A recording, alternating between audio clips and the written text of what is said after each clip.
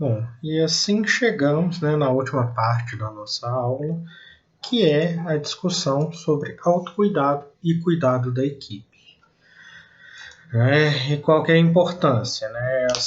As equipes que atuam diretamente nas situações de emergência e principalmente as equipes de primeira resposta, elas sofrem uma carga muito pesada. Né? Então, essa carga elas podem gerar sintomas muito parecidos com os dos sobreviventes e acaba que a equipe se torna vítima também. Então, a nossa função de autocuidado e cuidado da equipe é para manter a saúde física e mental dessa equipe durante a atuação. E aí temos aí esses objetivos, né? Identificar os sinais de estresse, os sintomas ligados a burnout e as técnicas de gerenciamento de estresse. Antes de eu entrar na identificação do estresse, tem um ponto que eu acho que é fundamental de falar, que quando estamos atuando em emergências e desastres, nós vamos pensar de uma maneira um pouco diferente do que seria esperado, no sentido do autocuidado e do cuidado da equipe. Né? A primeira coisa que nós vamos fazer, né, a questão prioritária é a nossa segurança. Depois da nossa segurança, a próxima prioridade é a segurança da nossa equipe. E só em terceiro lugar que virá a segurança das vítimas e das pessoas afetadas. Por quê? Porque não podemos, de maneira alguma, sair da solução e nos tornarmos problemas. E também, se nós virarmos vítimas, nós que eu falo são as equipes de primeira resposta, as equipes de socorrista, né, as pessoas que estão lidando ali com emergências e desastres, se nós nos tornarmos vítimas, não vai ter nenhum efetivo para assumir nosso lugar naquele momento. Seguindo a lógica dos aviões, em que nós devemos primeiro colocar a máscara na gente, para depois colocar a máscara nas pessoas que têm dificuldade. Porque se nós não colocarmos a máscara na gente, seremos vítimas e não seremos capazes de ajudar. Então, nós temos que cuidar da nossa saúde física e mental, cuidar da saúde física e mental da nossa equipe, e aí cuidar da saúde física e mental das vítimas, dos afetados.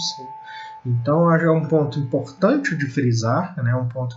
Porque é um ponto que a gente não pensa inicialmente. Né? A gente pensa em um sacrifício completo em nome das vítimas. Só que, se nós nos sacrificarmos, não terá ninguém para ajudá-los. Né? Então, temos sempre que prezar pela nossa segurança e a segurança da nossa equipe. E aí temos aí uma série de efeitos do estresse. Vocês vão ver que eles são muito parecidos com os efeitos que a gente falou nos primeiros socorros psicológicos. E, né, assim como em outras situações dessa aula, eu vou passar rápido, porque vocês terão a oportunidade de ler isso com calma. Né? Mas é interessante de saber esses efeitos, né, identificar o estresse, porque nós temos que identificar o estresse em nós mesmos. Então, se nós sabemos que, por exemplo, problema de concentração, problema de perda de memória, rigidez muscular, mau humor e temperamento volátil, isso é sinal de estresse, fica mais fácil de identificar esse tipo de reação em nós mesmos do que se nós não soubermos. Né? Então, ter essa lista mais ou menos na nossa cabeça é uma coisa interessante quando estamos atuando para podermos identificar esses sinais o mais rápido possível. Aqui temos mais alguns sinais, né? A mudança de ânimo, as interações pessoais difíceis, né? Vão gerar conflitos, mal-entendidos, descontentamento, dúvida, perda de confiança. Isso são sinais de que que o estresse daquela pessoa já está acumulando a um ponto que está se tornando prejudicial. Né? Não tem como atuar em uma situação dessas e não ter aí uma carga de estresse, mas esse estresse ele não pode se acumular. Né? A grande questão é essa. Agora vamos falar de uma síndrome que tem aparecido muito na atualidade, né? Que é a síndrome de burnout, que ela é caracterizada pela exaustão profissional. Né? Ela é uma exaustão ligada diretamente ao trabalho da pessoa. Né? A pessoa vai apresentar aí um quadro de despersonalização, que é o não reconhecimento das inadequações dela, o não reconhecimento das dificuldades do próprio indivíduo. A pessoa ela não vai ser capaz de entender o que está acontecendo com ela não consegue entender essas mudanças. E é uma síndrome que vai aparecer quando os sintomas de estresse acumulativo se intensificam.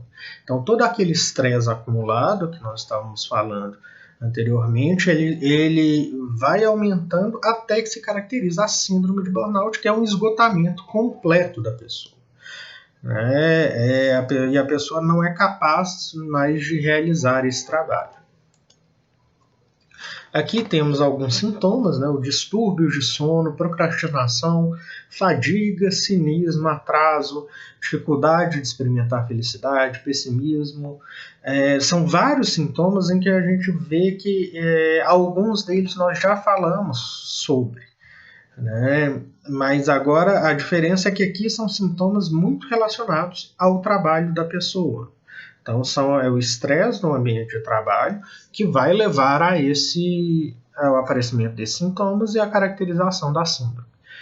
No caso das equipes de primeira resposta e dos trabalhadores que estão atuando em emergências e desastres, a síndrome de burnout ela vai aparecer com uma frequência até muito grande. Então, é uma síndrome que eu quis trazer porque nós devemos ter muito cuidado e devemos saber reconhecer esses sintomas, que não são diferentes dos sintomas que nós já falamos, só que antes estávamos falando dos sintomas em relação aos atingidos. Agora é um momento de entender que todo trabalhador que atua em emergências e desastres também é atingido por tudo aquilo que essas pessoas estão vivendo.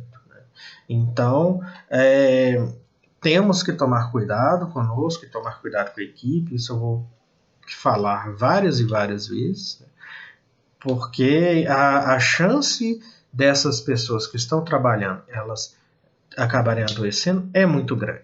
Então, nós temos que tomar muito cuidado com as pessoas, com os cuidadores. E aqui, para a gente pensar assim, como que a gente previne um estresse cumulativo? Como é que a gente faz para não deixar esse estresse aparecer, não é nem aparecer, mas que ele se acumule? Então, a primeira coisa é ser realista sobre você mesmo. A gente tem que saber nossas limitações, temos que saber o que a gente dá conta, o que a gente não dá conta.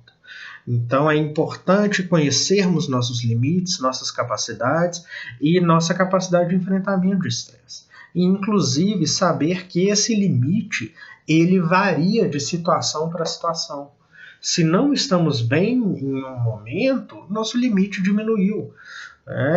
Se estamos atuando em uma situação que nos remete a uma perda pessoal ou algo do gênero, nossos limites diminuem. Então, essas limitações e a capacidade emocional, elas são fluídas e nós temos que avaliá-las diariamente, durante essa situação de atuação em campo. Nós precisamos reforçar atitudes positivas, que é um pouco o que nós falamos nos primeiros socorros psicológicos, sobre reenquadrar o foco, tentar enxergar as coisas de outra maneira, e temos que ter confiança em nós mesmos e no nosso trabalho. Se estamos lá atuando, não é momento para duvidarmos do que estamos fazendo, não é momento para duvidarmos da nossa capacidade. Isso pode ser feito em algum momento? Pode, mas não no sentido de avaliação, não no sentido de dúvida. Nós precisamos evitar atitudes negativas, fazer críticas, fazer reclamações, e isso nós vamos observar na equipe. Então era o que a gente estava falando, assim, relacionamentos interpessoais difíceis, elas vão aparecer com esse negativismo. E nós temos que estar sempre atentos a mudanças no comportamento, tanto o nosso comportamento quanto o comportamento dos membros da nossa equipe. E aí algumas coisas que nós podemos fazer, pedir ajuda, fundamental pedir ajuda. Nós não somos invencíveis e ninguém se propõe a ser invencível. Então nós podemos e devemos pedir ajuda quando sentirmos que é necessário, e pedir ajuda não significa ter uma fraqueza? Significa reconhecer os limites, significa reconhecer a nossa capacidade, né? E também saber que naquele momento nós paramos, se nós pararmos de ser eficientes, nós paramos de ofertar um bom atendimento para essas pessoas. Então, o pedir ajuda é uma questão ética também. Nós devemos reconhecer a importância de sistemas de apoio adequados, né? Se existe, por exemplo, psicólogos para atender a equipe, nós temos que reconhecer a importância deles, ou outros profissionais, ou outras técnicas, né? Cada lugar se organiza um pouco diferente. Nós precisamos demonstrar que nós nos importamos com as pessoas da nossa volta, nós devemos ouvir as pessoas da nossa equipe, temos que nos alimentar bem, comer uma refeição equilibrada, evitar consumo excessivo de álcool, nos exercitar, descansar, nos divertir. E por que isso, né?